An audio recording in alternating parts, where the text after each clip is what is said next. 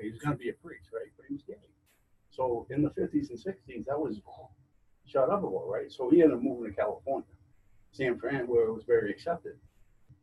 But you see, anybody that was gay back then became a priest. Well, I'm not saying like gay people molest kids, but it's just unnatural not to, you know. See, that comes back like to the teaching I was telling you. Like, my teacher says, if you start your space from being spiritual, I am divinity, I'm continuing to exist, takes away the religion. The religion is given to me when I was born, so I can adapt to a certain way of behaving. So my teacher puts it in another way, like how I was saying, right? Like that is the truth, but so that is the truth. Tattvamasi means I am the truth, but so you separate, right? I'm Muslim, blah blah blah, or Christian, or Hindu, or Buddhist. It doesn't matter. Yeah. And then where versus I am all this, but that is the truth, which is Tattvamasi. So you go to divinity, but he says originally what we are all taught, when people interpret, it's a commentary. So it's like Christianity had commentators, right? But that doesn't mean what Christians are about. See, the commentary digresses from original truth because we never learned what was really happening. Because what happens is when we hear, this is so interesting, right? My teacher was like, I called him on the phone and I asked him guidance. How do I lead my life? So he says, never lose sight of the innocent in you and do not be a hypocrite. Okay, the way I received it, I was so hurt. I was saying, oh my God, he called me a hypocrite. But that's because he says, and I didn't understand him. I chose to be heard, but I didn't want to come across as being like ungrateful. So I kind of saying thank you and I hung up. But afterwards, I was dwelling on it. And then one of his disciples called me and he says, always hear people without coming into conclusion. And that was really fascinating for me because I never understood what it meant until I heard him say that. Because what was it? It was I was agreeing the compliment that I'm sweet and innocent, which is narcissistic. But at the same time, I'm having a problem accepting hypocrisy because I thought he was calling me a hypocrite. Yeah. Both are false. Yep. What I'm saying is, he says, try for this, but try to avoid this. He didn't say, I am a hypocrite or I'm innocent. He says, when you come to a crossroads, this is the choice you base it on. But because I was so caught up with my own way of relating to words, because the hypocrisy was an insulting word, I didn't want to accept it in my life. Yeah. But it's so, it's fascinating how I hear people. And afterwards, he told me, actually afterwards I was listening to one of his course. It's called Kill Your Inner Demons, which was a very nice, that's when it finally sunk in me. So what he says is, you truly listen to people. And listening has 4 parts to it. I didn't even know this. So the first thing is listening to yourself and taking a breath without inner chatter and truly understanding who you are. And for that, he says you need to have at least 1,600 breaths per day you can take without chatting inside. Chatter happens from belly to throat. So constantly you're talking to yourself. So he says, so the first thing is to stop talking to yourself and listen.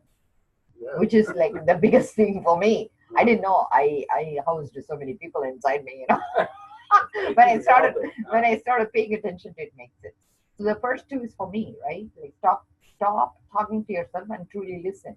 And then he says the second 2 is for others.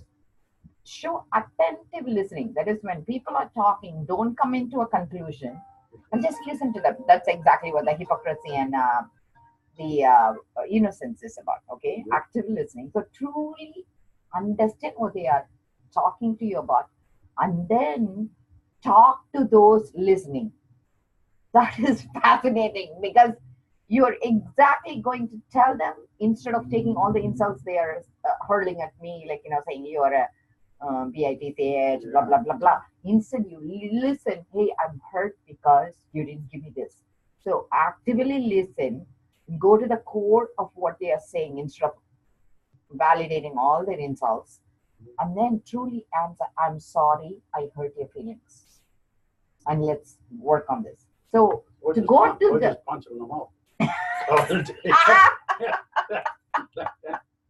but what I'm saying is, so it was fascinating when I heard it that way. It made more sense to me. Yeah. And so that is the first part. The second part is, he says, by using all these skills, you can become a true leader, because what happens is then you will create a thought current, which by gathering all this, he says, that's how the grooves in the brain happen. He says, when you cherish a thought current, meaning like you're saying, I am this, I'm good at this, I'm good at this. So then that, if you bring it and make another person realize what they want to realize, that is leadership skills. So by doing listening better, you become a better leader in the community.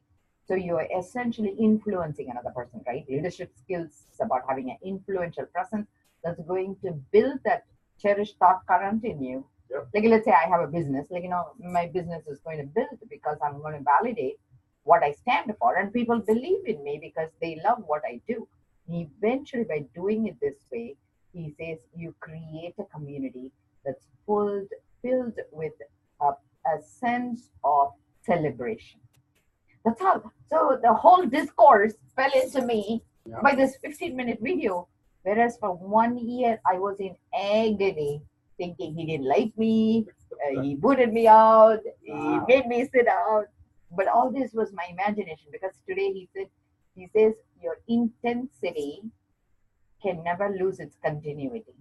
So he says, Einstein says MC square equals energy. He says that's a false. When you split matter and continuity, velocity, he says that's the original sin. Energy was never split. Energy is M and C. So the whole thing is false. So I was thinking, wow, that's interesting. Pretty deep. Yeah, and it kind of made sense, like I think today whole thing, I mean, he said like so many other things, but ultimately he says, know that you are pure essence of God. Yeah. And don't worry about the religion separating you. Do they believe in Christ? What he says is, the Christ is not what so much the problem is. It's the interpretation of the Christ, the commentators. Yeah. So even in Christ, right, there is like First Testament, Last Testament, 12, so he says, what he says is, everybody is a teacher. So everybody has a tattva, there is unit of the teacher. Yep. Okay, Christ had a unit of the teaching, right? He believes in it. He validates that. But how people interpret that teaching, he doesn't want to validate that.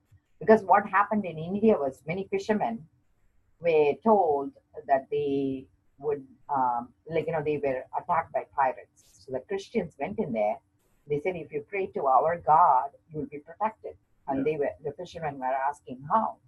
They said, if you put a cross on your boat, you wouldn't be attacked. So by converting people falsely, he doesn't believe it. So he says, I get what you're saying. So I understood what he was saying. So he says, preach your truth, I have no problem, but don't force false belief system, which is like your misinterpretation of the whole thing. So he says, if you by chance you understand and you apply it as a truth, tell me originally where it's generated from, that belief system. And he says, even Christ learned from Hinduism, he says. Because Hinduism were there 120 million years ago. Yeah. And Christ went to some church and learned something, right? Which was off his parents' fold. We don't even know where he went. No. So I feel everything is connected. So originally he says there was no religion. It is this one source was transmitted through knowledge called Veda. An application of this source became Agama. So original language was Sanskrit. And people didn't even communicate. They telepathically connected with each other. Sure. The words caused the separation. And the words then had to be tested. So Agamas, which is application of science, happened 120 million years ago. And he says every Hindu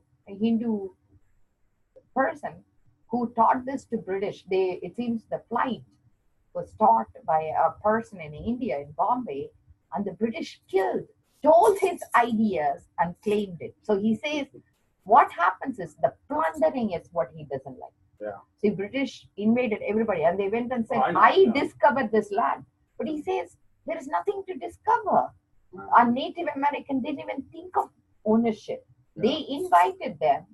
But then these people went and said, we discovered, so we own this land. So he says all these falseness is what he doesn't want. Correct. Well, even if you look like the Bible and the Quran, very, very, very similar. Yeah. You know what I mean? But just like anything, right? You put a religion like Muslim, true Muslims, it's a very, they follow it. They're not radical. They're not this. But then you get your people that take that, make it their own, and make it radical. You know? So that's why he calls it commentary. He says commentary is like the interpretation or decoding of the original religion. He doesn't believe in. Because you can only comment provided you understood the original context why it was said, right? And he says if you never even understood the original person, how can you comment on it? No. So the commenting, and that's what he says. All religion has a source book. The commenting part he doesn't accept. Because he says original Veda had 2 crore source book. 2 crore source book, how can you comment on it when you haven't even finished 2 crores of reading? So he says don't interpret something when you don't even understand. That's one thing he says. And he says the other thing is you need to first understand it from the right perspective, which is your past cannot influence the way you talk today. Which is impossible for me. It's impossible for me because each word I have a memory of how I heard it first, and that's how I interpret. So he says even that you are not going to do justice. So when I heard him more, so he says the only purpose we are here is to create sweet memory in each other and to celebrate. And he says that's the only purpose. Hinduism is about celebration. They find some. So where do you go when you die? He says it's the death doesn't happen because it's a body that plays with the original concept, right? One thought form comes in, you play out. And he says it gets reabsorbed, you learn your lesson, and now you're going to pick up another body that allow you to play better. So by allowing us to have that pause, like 1600 breath, right? I am listening to myself. Then even after death, you wouldn't fear you because the thing we fear is us. The fear inside is like, so you jump into the next one. So he says, it's like, you are so afraid of the fire.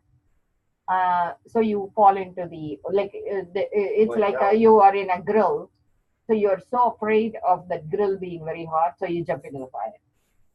So he says, in the long run, you're losing yourself if you're not making attention to who you are about. So the only way you can become aware is taking 1600 breaths per day and truly listening to you, because this listening is going to exist even after we die. Yeah. Because we'll be able to listen to ourselves, because that consciousness, even whether, like that's why when we are driving, we go zombie, right? Because we are not even looking into our body. So the way we listen to ourselves, if we consciously make a decision to listen to the highest truth that doesn't engage with inner chatter, he says we can figure out who we are.